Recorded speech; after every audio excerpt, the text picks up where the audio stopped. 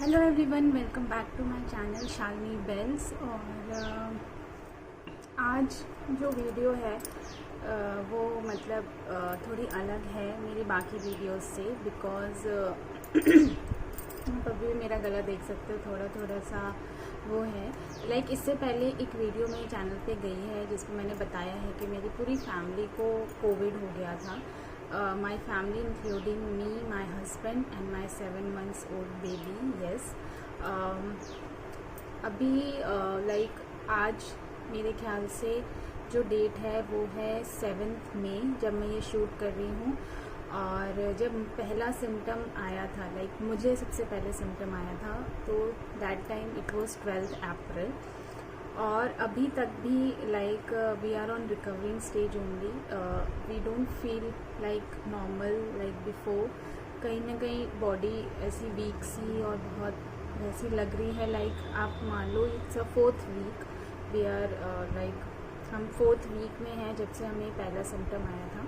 सो मैं शुरू से बताती हूँ कैसे क्या हुआ था। और हाँ, अगर मेरी स्टोरी से किसी को थोड़ी हेल्प मिले जो भी सिचुएशन से गुजर रहे हैं, क्योंकि बहुत ही कायोस है हर जगह पर, किसी को कुछ पता ही नहीं है कैसे करना है, क्या करना है। बट अभी जब हम उस समय पे थे तब बहुत ज़्यादा कायोस था, किसी को कुछ नहीं पता था। बट अभी तो भी थोड़ा गवर्नमेंट भी लोगों को जागरूक कर रही है इसके लिए, और थोड़ा लोगों को पता चल रहा है कि अब उन्हें कैसे कैसे जाना है। तो ये स्टार्ट हुआ था 12 अप्रैल से, जिस टाइम मेरे को सबसे पहले सिम्टम आया था। मंडे था उस दिन। मैं ऑफिस गई थी। ऑफिस में 1 घंटे के लिए गई थी और ऑफिस में भी मैं किसी से मिली नहीं थी। मतलब मेरे ऑफिस के रिसेप्शन पे एक कॉन्फ्रेंस रूम है, मैं सीधे वहाँ गई और वहाँ मैं अपनी मैनेजर से मिली। फिर मैं वापस आ गई थी 1 घंटे में आई थिंक। और मेरी मैनेजर ने 1-2 दिन बाद टेस्ट कराया था, उनका नेगेटिव था। तो आई डोंट थिंक सो कि मुझे ऑफिस से हुआ है। फिर मैं जब आई तो आने के बाद मुझे थोड़ी सी खांसी होने लगी, जैसे नॉर्मल खाना खाने के बाद 1-2 घंटे के बाद मुझे थोड़ी सी खांसी होने लगी, जिससे बहुत मेरे को नॉर्मल लगा। मुझे ऐसा नहीं लगा जैसे कभी कभी हो जाता है खाने के बाद ये फील कि आपको खांसी हो गई या कुछ ऐसा खा लिया। तो मैंने पानी पिया, मुझे बहुत प्यास लग रही थी उस दिन, बहुत ज़्यादा प्यास लग रही थी, ज़्यादा गला सूख रहा है बार बार। तो जैसे जैसे शाम हुई तब मुझे थोड़ा सा बॉडी में जॉइंट्स में हल्का हल्का पेन सा फील होने लग गया और थोड़ी सी हरारत सी होने लगी। वो टाइम ऐसा था कि जब उस वीक में ही इंडिया में बहुत ज़्यादा cases, specially in NCR, live in Gurgaon. So उस टाइम पे ही लोगों को बहुत ज़्यादा ये कोविड होना स्टार्ट हो गया था उस वीक से ही। सो और उस समय मेरे ऑफिस में ऐसा टाइम चल रहा था कि मेरे पास काम भी काफ़ी ज़्यादा था, तो इतना न्यूज़ वगैरह देखने का टाइम नहीं मिलता था। तो उस दिन मुझे थोड़ी सी हरारत सी स्टार्ट हो गई, जो मुझे बहुत नॉर्मल लगा। मुझे लगा क्योंकि हम लोग कहीं बाहर जाते नहीं, मेरे हस्बैंड का वर्क फ्रॉम होम है, मेरा वर्क फ्रॉम होम है, और वैसे भी हम कहीं बाहर जाते नहीं। मोस्टली जो एसेंशियल चीज़ें होती हैं जैसे दूध सब्ज़ी वगैरह लेने के लिए ही हम बाहर जाते थे। मैं तो जाती ही नहीं थी, मेरे हस्बैंड ही जाते थे। जब से केसेस बढ़ना स्टार्ट हो गए थे तब से मैंने बाहर निकलना बंद कर दिया था बिल्कुल ही, बिकॉज ऑफ बेबी। मेरे हस्बैंड जाते थे, वो भी बहुत एसेंशियल चीज़ें लेने के लिए ही जाते थे, वैसे वो नहीं जाते थे। तो जब मुझे हरारत से स्टार्ट हुई मंडे से, देन मेरे को नॉर्मल लगा, चलो ठीक है, हो सकता है मौसम चेंज हुआ है उसकी वजह से हो गया हो। फिर सेकेंड डे ट्यूसडे को मुझे सुबह बॉडी पेन होने लगा। मेरा टेम्परेचर वॉज 99 ओनली, 100 भी नहीं था। थोड़ा थोड़ा फेवरिश लग रहा था, 100 भी नहीं था, 99 था। उसके बाद फिर मैंने कॉम्बीफ्लेम खाई, आई वॉज ओके। गले में थोड़ा सा मेरे को उस दिन जुकाम सा, नाक में थोड़ी सी अनईजीनेस लगनी शुरू हुई थी। तो मैंने फिर शाम को एक जुकाम की दवाई खा ली और उससे मतलब मुझे बेटर लगने लगा। फिर ट्यूसडे रात को मुझे ठंड लग के बुखार आ रहा था। जैसे मैंने मेडिसिन खाई पैरासीटामॉल, 2 घंटे बुखार नहीं होता था, फिर बुखार आ जा रहा था, फिर 2 घंटे बुखार नहीं आ रहा था, फिर बुखार आ जा रहा था। बुखार वॉज 101, 102 तक भी जा रहा था उस दिन, उस रात को। फिर सुबह ये हुआ कि मैंने इसी बीच मैंने ट्यूसडे को रात में अपने बच्चे के डॉक्टर से बात की कि मुझे ऐसा कुछ फील हो रहा है, तो ही आज में कि घर में किसी और को भी है क्या। मैंने कहा अभी तो किसी को नहीं है और मुझे फ़ीवर भी ज़्यादा नहीं है। उस समय तक मेरा टेस्ट और स्मेल भी था। तो डॉक्टर ने कहा कोई नहीं, you can wear mask baby के लिए, क्योंकि मैं उसको फीड कराती हूँ तो मुझे उसके साथ रहना ही पड़ेगा। तो मैंने मास्क पहनना ट्यूसडे रात से ही स्टार्ट कर दिया था। बट मेरी गलती ये थी कि हम लोगों ने, हमारे दिमाग में आया ही नहीं कि कोविड हो सकता है, तो मुझे खुद को आइसोलेट कर लेना चाहिए था। बट किसी समहाउ हमारे दिमाग में नहीं आया। फिर उसके बाद वेडनेसडे को मैंने ऑफिस में छुट्टी ली और वेडनेसडे से मतलब मेरे हस्बैंड एक एंटीबायोटिक और वायरल की दवाई लेकर आ गए, जो भी फीवर की और ये सब होती है, हमें मल्टीविटामिन और विटामिन सी वगैरह। So he also started taking that multivitamin and vitamin C, और मैंने दवाई ली एंटीबायोटिक। उस दिन मेरा फीवर जो फ्रिक्वेंसी थी वो कम हो गई ऑलरेडी, 4 घंटे में आने लग गया या ऐसे। उसके बाद फीवर मुझे आता था, बट फ्राइडे तक फीवर मुझे आ रहा था, बट नॉट दैट फ्रीक्वेंट। जैसे फ्राइडे में तो ये हो गया मुझे दिन में एक बार फीवर आया, उसके बाद मुझे फ्राइडे नाइट से मुझे कोई फीवर नहीं आया। टिल नाउ मुझे कोई फीवर नहीं आया। हाँ, मेरे स्मेल और टेस्ट वेडनेसडे रात से जाना स्टार्ट हो गए थे, तो कहीं ना कहीं हमारे दिमाग में आ गया था कि शायद मुझे कोविड हो गया है। और क्योंकि ऑफिस में बहुत ज़्यादा काम चल रहा था तो मुझे टाइम ही नहीं लगा कि हम जाएं, तो हमने ये डिसाइड किया था कि हम सैटरडे को सुबह जाके टेस्ट करा लेंगे। बट क्या हुआ, फ्राइडे की दोपहर से मेरे हस्बैंड को थोड़ा फेवरिश लगना स्टार्ट हो गया, ठीक है, और थोड़ा उनको गले में अनईजीनेस वगैरह फील होनी स्टार्ट हो गई। तो उस समय ऐसा था कि ठीक है, मैं भी ठीक हो गई, वो भी ठीक हो जाएंगे, but we will get test done tomorrow.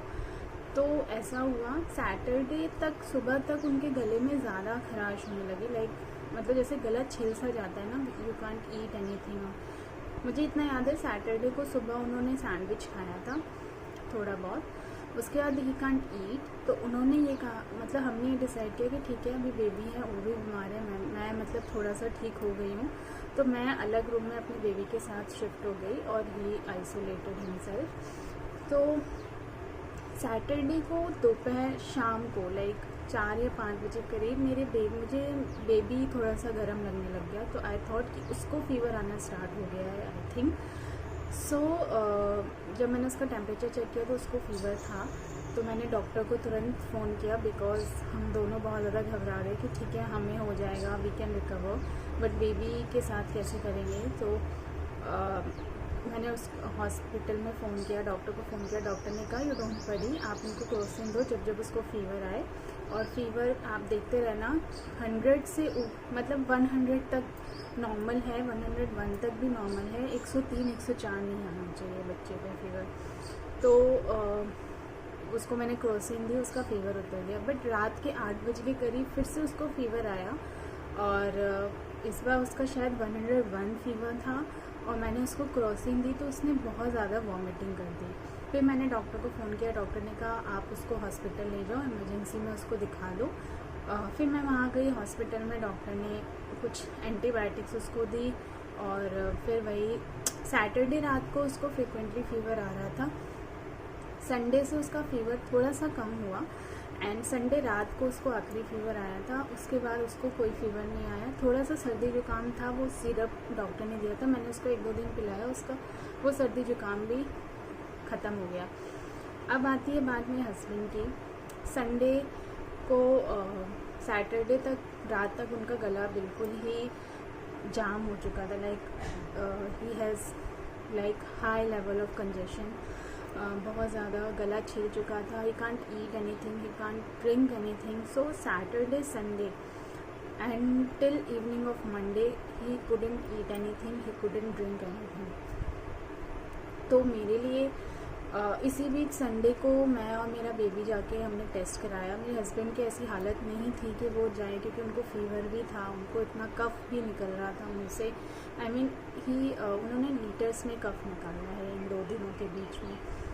तो मैं यहाँ पे किसी को जानती थी, एक लैब वाले भैया को, उनको मैंने फ़ोन किया। ही सेड कि आप कोविड का टेस्ट कराने से पहले ब्लड के कुछ टेस्ट होते हैं जो वायरल इन्फेक्शन में किए जाते हैं, और आफ्टर कोविड भी डॉक्टर सजेस्ट करते हैं कि आप ये सब टेस्ट करा लो। तो कोविड टेस्ट उस समय घर पे सैंपल लेना वॉज बैंड बाय गवर्नमेंट। आप घर पे जाके कोविड सैंपल नहीं ले सकते थे, और जो रिजल्ट्स भी आ रहे थे उस समय कोविड के, वो RT-PCR के 4 से 5 दिन में आ रहे थे। तो मैंने अपने बेबी का करा लिया था जाके संडे को ही। फिर संडे की रात को उनकी तबीयत ज़्यादा ख़राब हो गई थी। He want to eat but वो नहीं खा पा रहे थे, पानी तक नहीं पी पा रहे थे। फिर हमने ये डिसाइड किया कि मंडे को सबसे पहले जाके इनको डॉक्टर से दिखाएंगे। तो उसके बाद ये हुआ कि मंडे को हम मंडे को मैंने भैया को बोल दिया कि आप उनके ब्लड्स ले जाओ। उसमें वही टेस्ट थे, CRP, CBC, डेंगू, मलेरिया, हर किसी का टेस्ट उन्होंने कर लिया था। उसके बाद मैं डॉक्टर के पास लेके गई। मेरी कंपनी का टाई अप है एक हॉस्पिटल से, जिसके थ्रू एक रिलेशनशिप मैनेजर हमें हैं। तो मैंने उनका नंबर HR से लिया, उनको फ़ोन किया। He help me a lot. I mean मैं अकेली यहाँ पर, बच्चा बीमार, हस्बैंड बीमार, अगर वो नहीं होते तो शायद I don't know how I am going to manage this. मेरा गला अभी भी थोड़ा सा ज़्यादा बोलती हूँ तो वो थोड़ा सा कंजेशन में आ जाता है, बट आई एम ओके। सो ये हुआ। फिर मैंने उनको फ़ोन किया। ही अरेंज्ड समहाउ कि आप आ जाओ हॉस्पिटल, क्योंकि उस टाइम सिचुएशन ये थी कि कोविड पेशेंट्स को नहीं देख रहे थे लोग, उनके लिए अलग सेल था। आप जाओ, पहले टेस्ट कराओ, रिजल्ट लेके आओ, उसके बाद डॉक्टर्स देख रहे थे। बट ये समहाउ मैनेज। मैं गई डॉक्टर के पास, डॉक्टर ने भी देखा। सो ही सेड कि इनके गले में स्वेलिंग ज़्यादा हो गई है, जिसकी वजह से ये खा पी नहीं पा रहे। तो एक टाइम ऐसा आया कि ठीक है हम इनको एडमिट कर लेंगे, बट पहले इनका एंटीजन टेस्ट कराओ। अगर पॉजिटिव होगा, ऑफकोर्स हॉस्पिटल्स में बेड नहीं थे, पॉजिटिव होगा तो नहीं एडमिट कर पाएंगे, नेगेटिव हुआ तो एडमिट कर लेंगे। तो एंटीजन टेस्ट हुआ, वो पॉजिटिव आया। ऑफकोर्स वो पॉजिटिव नहीं आना था।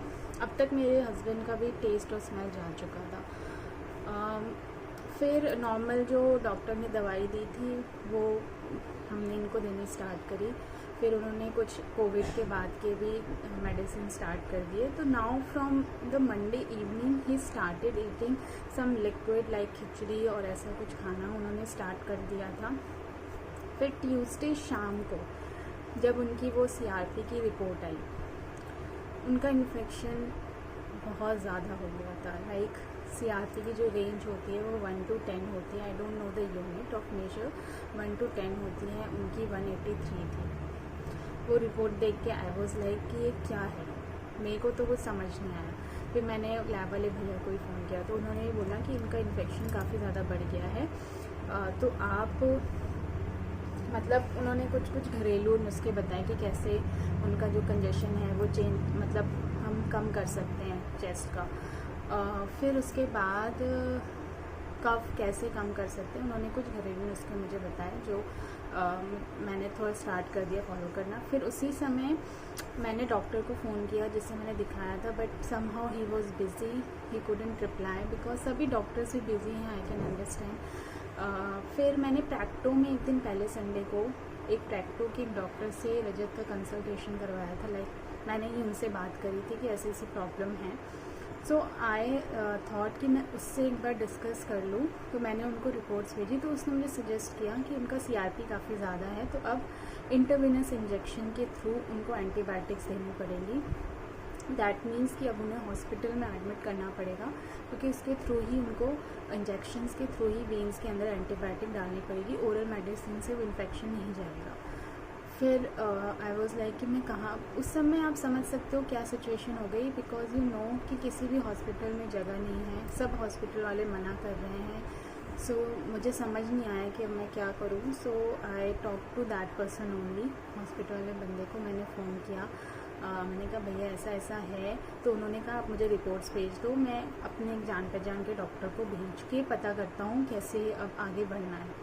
सो उन्होंने फिर रिपोर्ट भेजी और मैंने उनको रिपोर्ट भेजी, और उसके बाद उन्होंने बात की होगी। सो ही सजेस्टेड मी हॉस्पिटल कि वहाँ पे अभी भी बेड हैं कोविड के, आप उन्हें वहाँ ले जाओ और एडमिट करा दो, वहाँ पे उनका ट्रीटमेंट हो जाएगा। सो मेरे को कुछ समझ नहीं आया। सो मैंने हॉस्पिटल में बात की।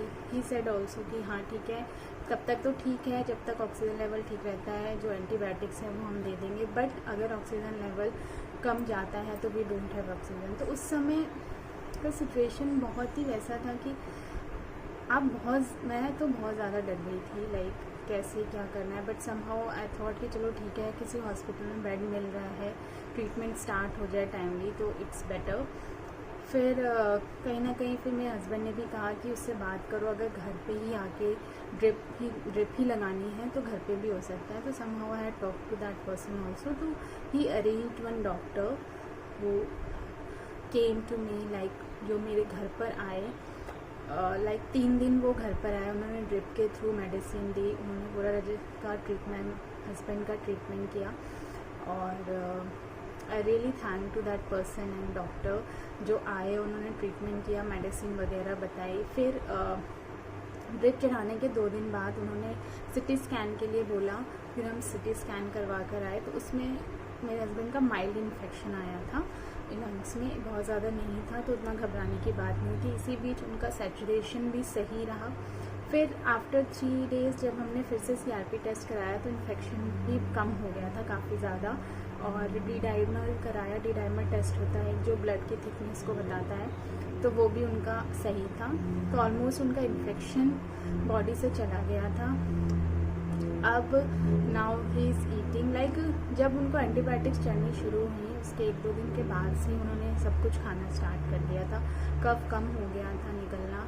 और अब तो he is eating everything, he is recovering. मेरा जो टेस्ट और स्मेल है वो मैं आपको बताऊँ 20th अप्रैल को ही आ गया था, लाइक आफ्टर मेरे को फर्स्ट सिम्टम 12th अप्रैल को आया था, 20th अप्रैल तक मुझे स्मेल आनी स्टार्ट हो गई थी। टेस्ट मुझे 18th और 19th से ही थोड़ा थोड़ा आना स्टार्ट हो गया था। Somehow I recovered very easily from this disease, मैं बहुत ईजिली रिकवर कर गई। My baby is also in 1 or 2 day ही recovered, but my husband takes lot of time. अभी भी आज तक भी उनको थोड़ी वीकनेस है, धीरे धीरे वो सारी चीज़ें सही हो रही हैं। मुझे भी वीकनेस है बट उतनी ज़्यादा नहीं है जितनी मेरे हस्बैंड को है, but day by day he is improving. फिर ऑन 29th अप्रैल हमने फिर से अपना RT-PCR टेस्ट कराया, एंटीजन भी कराया। इन एंटीजन मेरे हस्बैंड का नेगेटिव आ गया था, मैंने और मेरे बेबी ने सिर्फ RT-PCR कराया था, मेरे हस्बैंड का भी RT-PCR हुआ था, तो उसमें बेबी का नेगेटिव आ गया। उसकी रिपोर्ट भी हमें 5-6 दिन बाद मिली, तो मेरे बेबी का नेगेटिव आ गया था, हम दोनों का भी पॉजिटिव आया था। बट जो सिटी वैल्यू थी वो बहुत ज़्यादा थी, तो मतलब डॉक्टर ने भी यही कहा और जितने लोग भी सुन रहे थे वो यही बोल रहे थे कि that is the dead virus जो आ गया है, बिकॉज अभी हमें कोई सिम्टम्स नहीं है, हमारा स्मेल टेस्ट वगैरह सब कुछ आ चुका है। सो ये मेरी जर्नी थी। सुनने में इतना वो नहीं लग रहा होगा, बट उस टाइम पे क्योंकि हर तरफ से आपको बैड न्यूज़ मिल रही है, हर तरफ आप न्यूज़ खोल लो और ये सब खोल लो, आपको हर जगह से मतलब इतना ज़्यादा कायोस है, हॉस्पिटल्स में जगह नहीं है, अगर ऑक्सीजन कम हो गया, ऑक्सीजन नहीं है, तो सारी चीज़ें आपके दिमाग में आती हैं।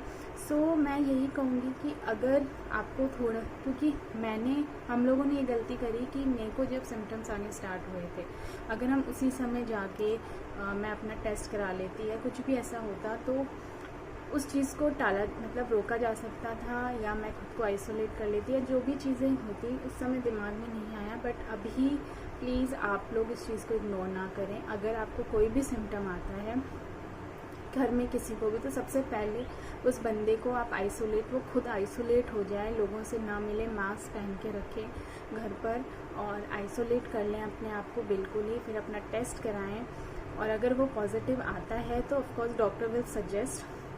बट अगर आपको RT-PCR टेस्ट आने में टाइम लग रहा है तो आप एक CRP टेस्ट होता है, ब्लड टेस्ट, आप वो करा लें।